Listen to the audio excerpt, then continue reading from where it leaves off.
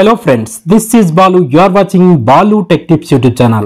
Friends, మనం కంప్యూటర్లో web WhatsApp use చేస్తున్నప్పుడు a database error occurred on your browser అని ఈ విధంగా మనకు ఒక రెడ్ కలర్లో ఇలా కనిపించి క్యూఆర్ కోడ్ ఏది కనిపించకుండా ఉంటుంది. దీనివల్ల మనం వాట్సాప్ అయితే లాగిన్ అవ్వలేము. అలాంటప్పుడు ఏం చేయాలో చూద్దాం. దానికోసం మీరు బ్రౌజర్లో పైన 3 డాట్స్ మీద క్లిక్ చేస్తే క్లియర్ బ్రౌజింగ్ డేటా అని ఉంటుంది. చూసారా? ఈ విధంగా క్లియర్ బ్రౌజింగ్ డేటా మీద క్లిక్ చేస్తే ఇక్కడ మీకు బేసిక్ అని కనిపిస్తుంది.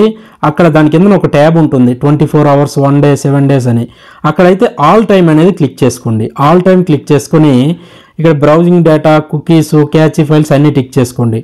నెక్స్ట్ పక్కనే అడ్వాన్స్డ్ అని ఉంటుంది.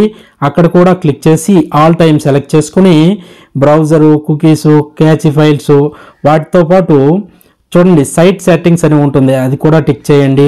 ఆటో ఫిల్ డేటా ఉంటుంది, అది టిక్ చేయండి. నెక్స్ట్ హోస్టెడ్ యాప్ డేటా అని ఉంటుంది, అది కూడా క్లిక్ చేయండి. పాస్వర్డ్స్ అయితే టిక్ చేయకండి, వదిలేయండి, ఎందుకంటే మనకు అవి యూజ్ కాబట్టి.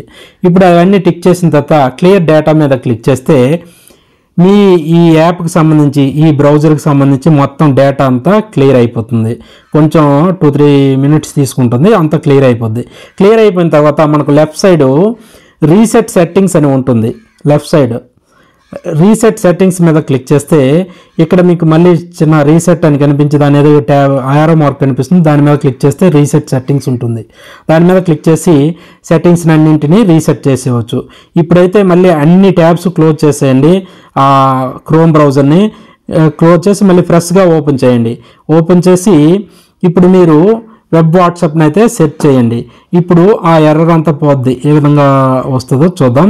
చూడండి, వెబ్ వాట్సాప్ అని టైప్ చేసి సెర్చ్ చేస్తే ఇక్కడ మనకు సెర్చ్ రిజల్ట్స్లో ఫస్ట్ సైట్ కనిపిస్తుంది. దాని మీద క్లిక్ చేస్తే ఇక్కడ చూడండి మనకు ఏ విధమైన ఎర్రర్ ఏది లేకుండా అంతా పోయింది. ఇప్పుడు క్యూఆర్ కోడ్ కూడా కనిపించింది. ఇప్పుడు ఇష్యూ అయితే సాల్వ్ అయిపోయింది. ఈ విధంగా మీరు ప్రాబ్లమ్ అయితే రిజాల్వ్ చేసుకోవచ్చు. Okay friends, thank you.